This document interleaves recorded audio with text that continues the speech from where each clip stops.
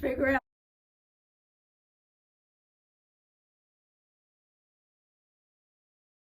the secret.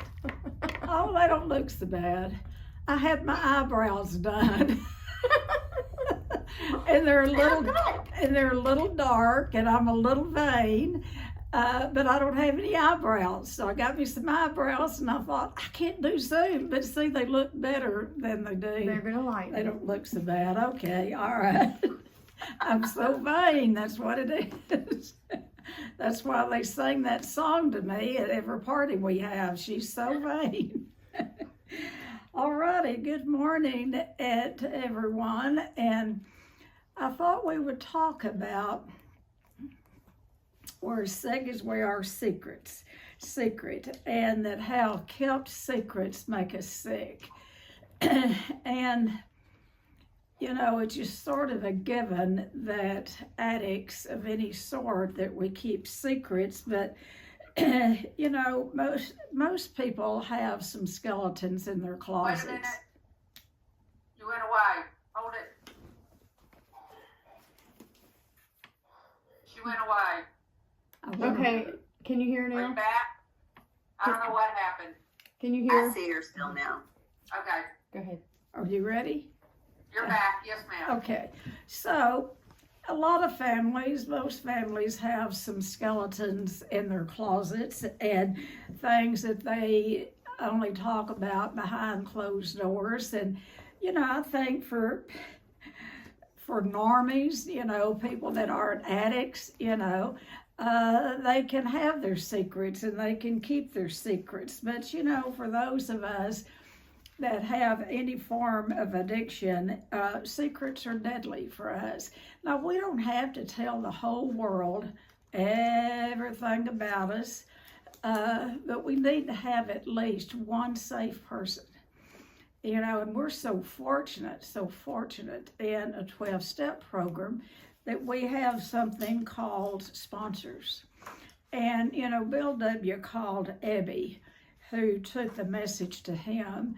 You know, they didn't even call them sponsors back then. What he called Abby was his beloved, because Abby was the one who took the message to him, and he called him his beloved. Because, you know, Abby planted the seed of recovery in Bill's brain, and, you know, and God fertilized it, and I mean, he absolutely found recovery in a flash of light.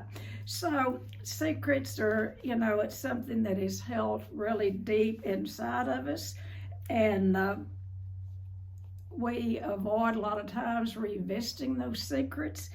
And you know, and what is usually going on with a lot of us, y'all may not have this, but you know, I know being in the addiction field in as long as I have, and I know when I first went in, and I can still experience this.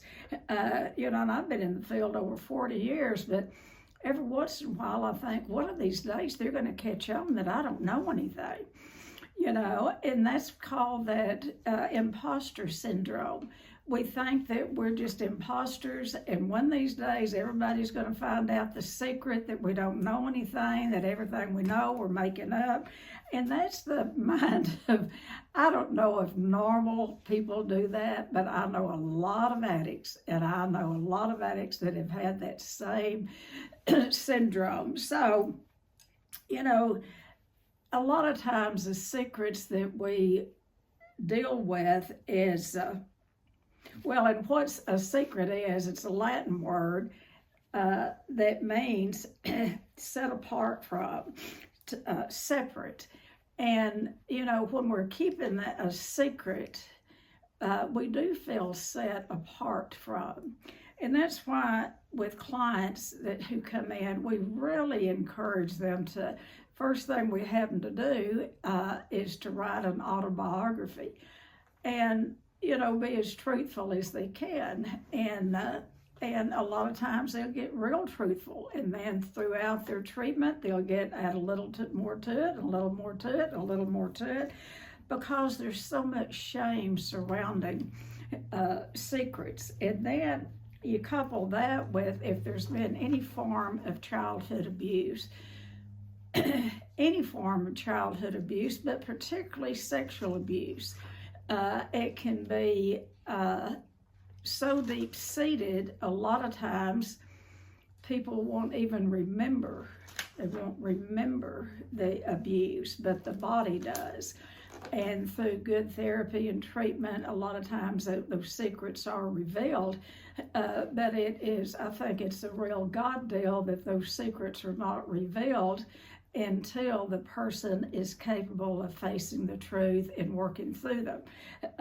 And so sometimes those secrets pay off that we don't know the whole truth at first, but then through recovery, it's really important that we seek the truth, because the truth will set us free.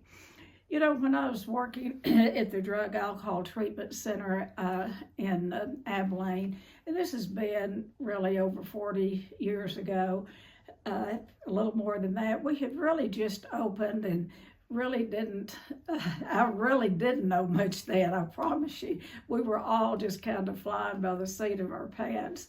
But I knew I went into the business in the first place to work with families.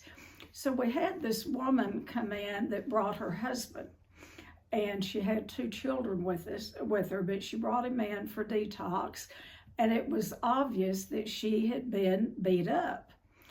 So we got him in detox. I brought the family, and it was a little boy about 10 and a little girl about 4. And children are taught early on how to lie. And so we got in there, and it was, I mean, the woman was beat up. It was obvious. And so I got to talking with her, and her son, who was 10, spoke up and said, well, Mama fell down the stairs. And so she proceeded to tell about how she fell down the stairs. Now, if you really want to know the truth in a family, ask a 3, 4, 5-year-old.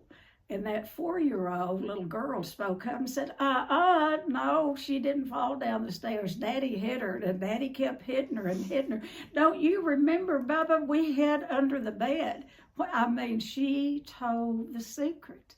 But the 10-year-old had already been taught how to lie and how to keep those family secrets, you know. And I will tell you, that family, that whole family, and it wasn't anything that I did, it was absolutely a God deal. But I kept working with that family, and that treatment center did not want me to work with families. They wanted me to strictly work with the alcoholics. So I would sneak around and work with family members, because I knew, you know, I grew up with an alcoholic mother and a rageful, sick father, and I knew the importance of working with the children early on, and really didn't have much training in it other than on-the-spot training of growing up in a dysfunctional home. And so that particular family, and I've seen many, many, many thousands of people recover through the years, but that particular family, I guess it's been probably 10 years ago, I had been asked to speak at a conference that we used to have in Abilene over Labor Day, and I was speaking as an Al-Anon. And when I got through, this man came up, and he had 2 or 3, I'm about to cry, 2 or 3 little kids with him. And that was the 10-year-old son that was in that room that day. And he had never chose to drink. They live in one of the small towns around Abilene.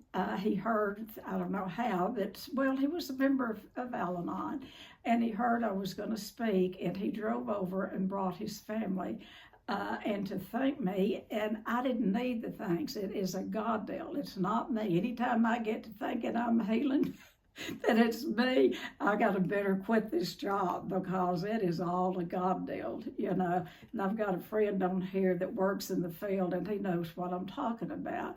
You know, we can't take any credit, because if we're willing to take the credit for people's recovery, we got to suit up and take the blame. So I'm not willing to take any credit or blame. We're just messengers. And But I thought that is the benefit of working with families early on. And I quit that particular treatment center and came and put in Shades of Hope. And one of the main reasons is so I could work with families, because I knew that this is a generational disease. It's a generational curse, and it goes from one generation to the other. But the good news is it can stop in one generation. It doesn't have to keep going on. And what it is addictions, eating disorders, process addictions, Now kids may grow up in recovering addicts' homes, and they may go through a period of time of rebellion, and they may even drink a little, they may get into eating disorders, they may blah blah blah. But the thing about when kids grow up in a recovering home, those parents are on it. They watch them, they know what to do, and they're willing to to get them help. They're willing to let it play out, the disease play out, as far as they it is different when you grow up in a recovering home, because parents have tools. So getting back to the secrets, that little 4-year-old, if you really want to know what's going on in the family, ask the youngest child, because they don't know to lie yet. The 10-year-old had already started lying, he'd been taught to. And so what secrets do, it will cause a sense of isolation. In that sense of, there again, if those people ever find out who I really am, they won't want to be with me. And it can be emotionally exhausting to hide the secret, to keep the secret. I know as a kid growing up with an alcoholic mom, there was I don't guess they even had Child Protective Services then. I don't think there was probably anything available for kids. I don't know. But I missed a lot of school because I stayed home and took care of Mother. And I look back and I think if there had been a concerned teacher, a loving teacher, or someone that knew about addictions and could have intervened and to the point of maybe even getting me out of the home. But I don't know, maybe I wouldn't be where I am today and that's sitting here talking with y'all.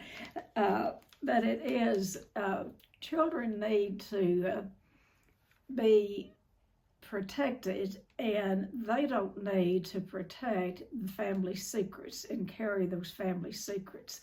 And that's why we have Family Week. I like what Kim says, that we encourage the family to just throw everything out in the middle of the floor, get it out there where we can look at it, where everybody can look at it. I see it as a blanket that's covering up all of the dysfunction.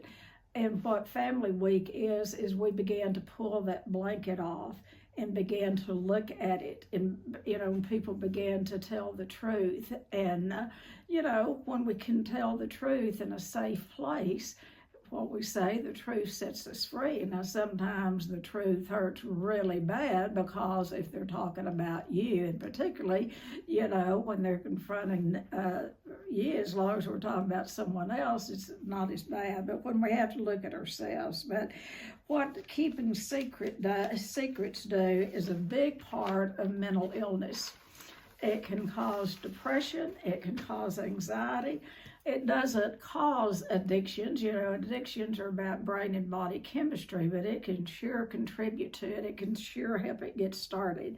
And they're taught to, and I was taught, this is the message that I heard: what happens in this house stays in this house. You don't go tell anyone what is happening in that house. And so, and I am going to be talking next week about adult children of alcoholics. But in the first book that I remember reading about adult children of alcoholics was from Claudia Black. And, she gave us the 3 rules of living in an alcoholic dysfunctional home. It's we don't talk, we don't feel, and we don't trust. You know, you don't talk about anything that goes on in this home. Keep it here. And then we're taught not to trust anyone. And my dad taught me that. He's the only people you can trust is in this house. And, you know, that's the people that I didn't need to trust. That's where all the abuse, I mean, I'm talking about heavy duty abuse. And so it confuses kids. And then we're given the message, don't feel. There's nothing wrong here, so don't have a feeling about it. And, you know, I like, and I'll talk a little more about it next week, but Claudia Black, like I said, was the pioneer in the Adult Children of Alcoholics movement, and she became a social worker. And there wasn't much taught in school about alcoholism back in those days or addictions at all. And what she did get didn't apply to her because, you know, there wasn't any, she didn't have a parent that was an alcoholic. You know, we say that denial is don't even know I'm lying. You know, and she went off to school, and she was raised up in North Washington State. And she said when she went back, her dad owned a bar. Anyway, long story short, the denial came off of her eyes, and she realized that she was raised in a severe alcoholic home. And it was her job to keep the secret about how bad Dad's alcoholism was. And they didn't even call it that back then. Back then, and it hadn't been that many years, people didn't call alcoholism what it was. Or today we call it substance abuse disorder. We don't even call it alcoholism anymore. It's called substance abuse disorder. But back then, they called it having a drunk in the family, just a drunk, you know, and that had a lot of negative, you know, we didn't know it was a disease. We just thought it was all just behavior problems. So I'm getting into next week, and but I am going to talk about adult children of alcoholics, and like I said, Claudia Black was one of the first pioneers in it, and then and I'll talk about some other pioneers, but in the early days here, many years ago, I had brought, when Claudia Black brought out her first book, I can't even remember the name of it, but anyway, I was at Hardin-Simmons University. I partnered with them, and we brought her here to speak. And that was the first time anyone spoke in Abilene, Texas about adult children of alcoholics. And then later on, she was, for a time, 6 months or a year, she was our program director or our treatment our clinical director. And we, you know, that was before Zoom and all of that, but we did it by phone. Every Thursday we would sit and go over our clients with her. And it's surprising when you work in the addiction field how many of the people who come through the doors of any treatment center have come out of alcoholism or come out of some form of dysfunction. You know, and it's not to blame parents. It's not a blame situation. It is what it is. It's a disease, and it all has to be treated.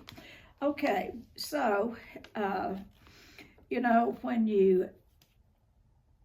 there's usually one, and I was the message barrier once. And I was pretty young. I was 13 when I started driving my mother to AA meetings. And I couldn't go in because I wasn't an alcoholic, and I had to sit outside. And there was an old song that was popular then. It was called "What's Behind the Green Door," and that AA group meeting had a green door, and I always wanted to know, what do they do behind that green door? But what I did, she didn't read her big book, but I would read it. I read it cover to cover, and but I learned that it is or through that, that, you know, when your mother drinks, and it was very shaming. It was very shaming. And so I would try to keep the secret when I'd go to school, and I would make up, this is when you keep secrets, you have to lie. Y'all know that. You have to lie to cover up the secret. And I would lie, and then it's hard to remember a lie. And then I would have to tell another lie to cover up that lie. It was all about keeping the secret about how bad things were in my home. You know, those of us in a 12-step program, you know, when Bill first wrote the big book, and there, you know, and then there was an article that came out in the Saturday Evening Post about the AA movement. Everybody in the world thought this is the way we need to live. This is a way of life. Of course, it's right out of the New Testament. They could have got it right out of the New Testament. It is a way to live. And at first they thought, oh, we need to put it in schools. We need to put it in hospitals. We need to put it here. I mean, the whole world needed the 12-step program. That idea didn't last long, because recovery in the 12 steps are not necessarily for those who need it. It's for those who want it.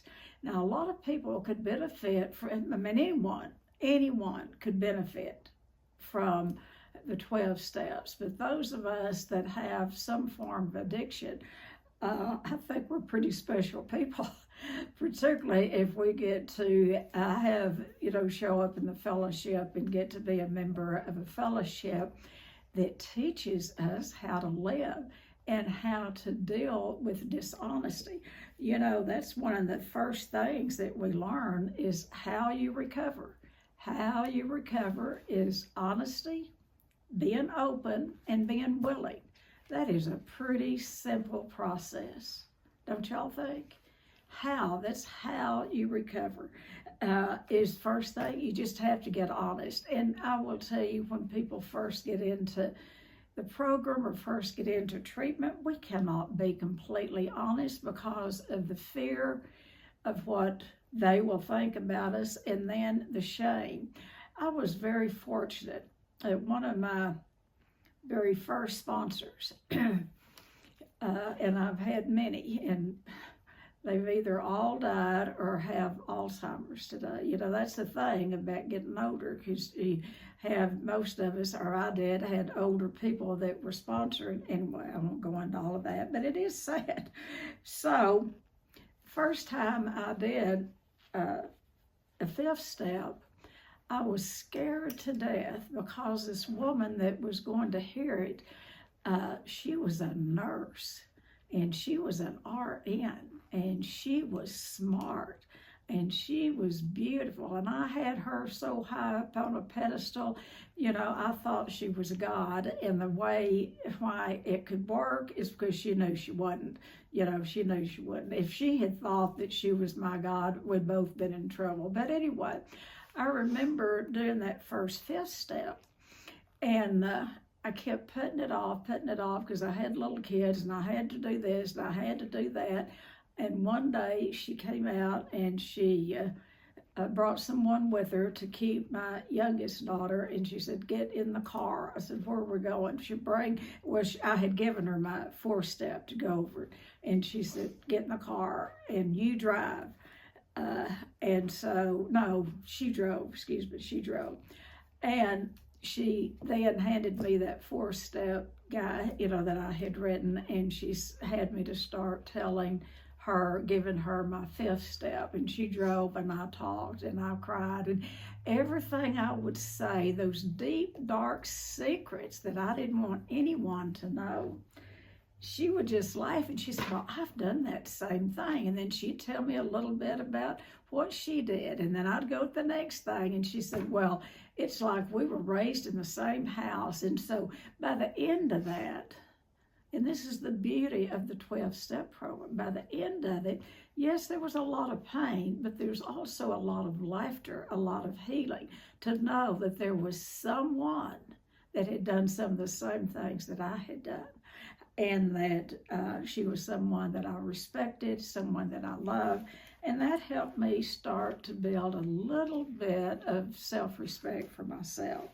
But it took a while. I had such low self-esteem. It was pathetic. But anyway, alrighty. So that goes to where a burden's shared, when we can share those secrets and a burden, it will cut it at least in half, usually more than that. But when we can share those deep, dark secrets with someone, it can at least cut it in half.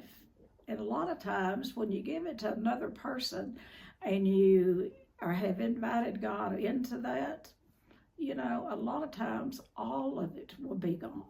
And if not, then throughout your recovery, little by slow, those layers will be peeled off. But then when you begin to recover and you begin to share joys with people in the program or with your family or with, you know, when you're not so burdened down with secrets and all, and you begin to share the joy of living, that doubles. When you share a joy, it doubles.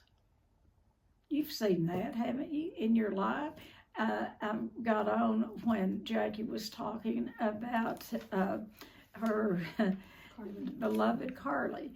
And, you know, just watching her here share about Carly. I mean, can I say something? Okay, all right. You know, when she came here and brought Carly, all we saw was pain. It was pain. It was so much pain. Pain with Jackie, pain with her husband, pain with Carly. And, well, I'm about to cry now. And now what you're hearing, this is what recovery does. What you're hearing this morning from Jackie is the joy of recovery. Her daughter, who could hardly look at herself in the mirror for the shame that she was carrying, is graduating college. Now, is that a miracle or not? That is, to me, a miracle. And not only that, the journey that we have watched her take, that Carly take, and how she has, that self-esteem has built, and, you know, she's been able to have fun and make friends. Anyway, and that goes for a lot of people on this screen. I've had the privilege of, you know, my job or what I do, this my vocation, is like gives me a front row seat at miracle watching.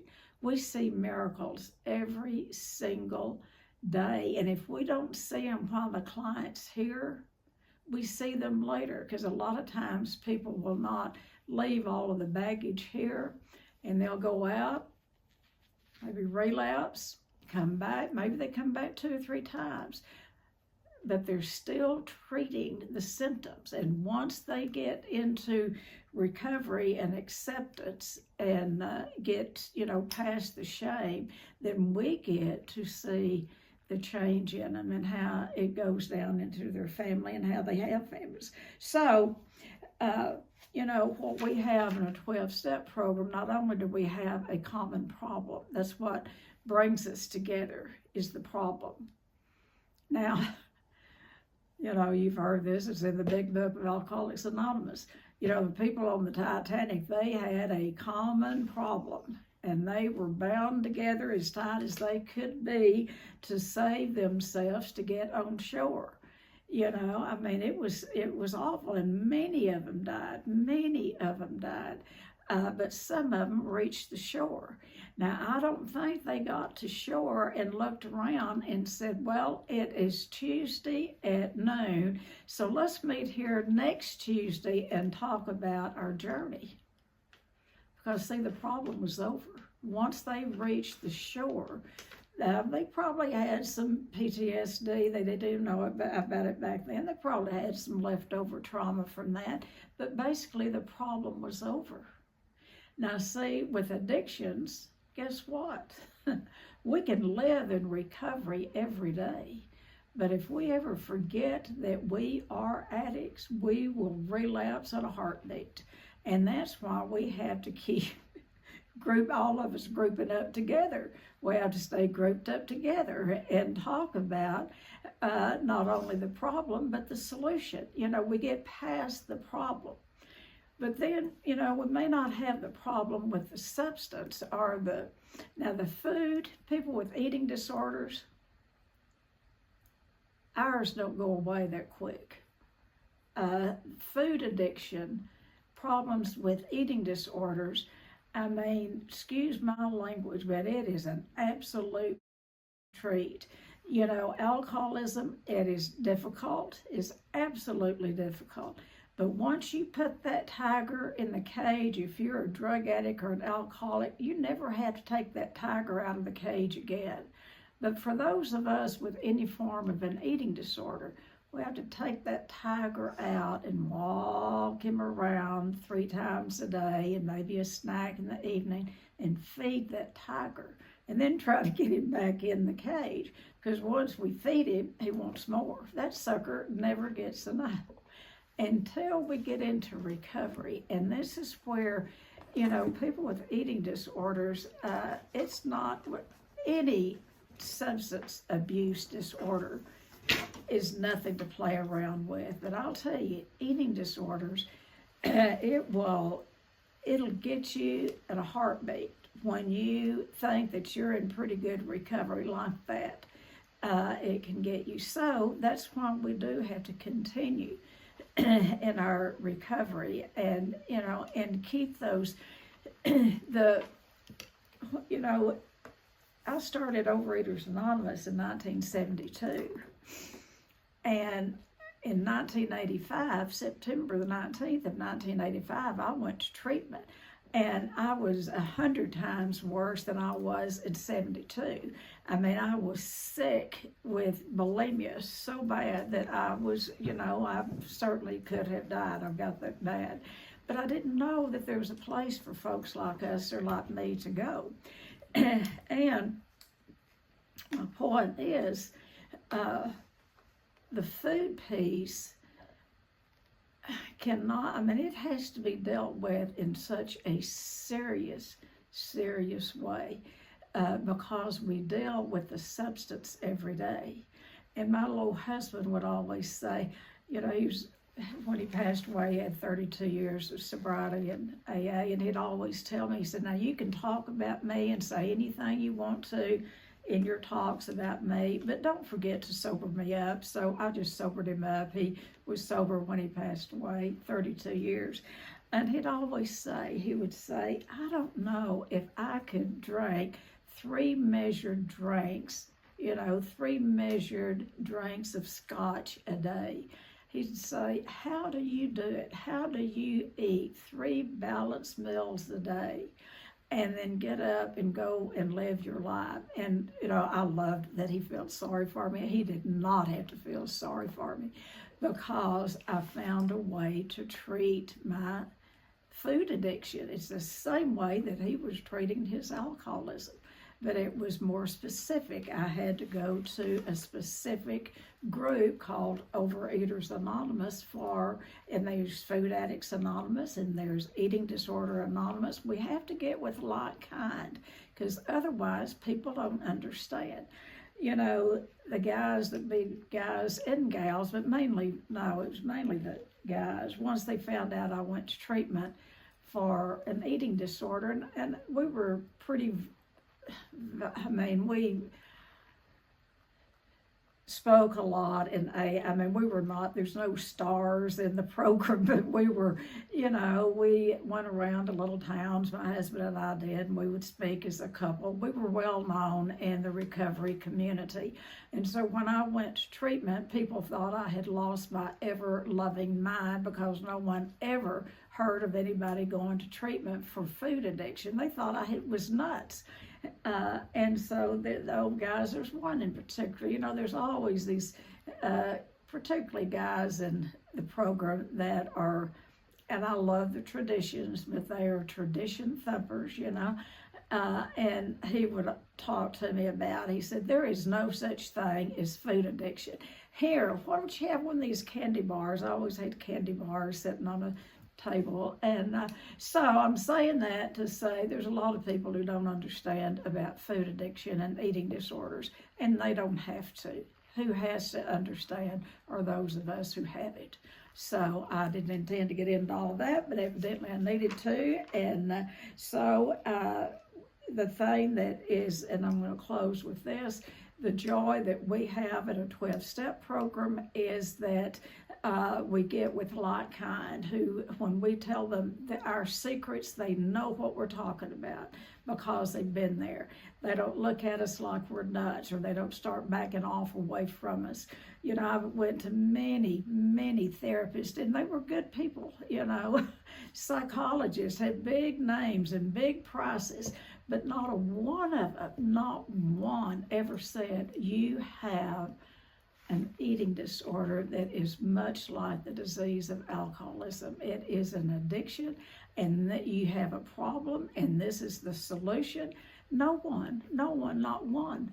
And that's why we do what we do today, because I want people to know if they're dying from an eating disorder, at least they need to know what they're dying from. Then if they choose not to treat it, it's their business.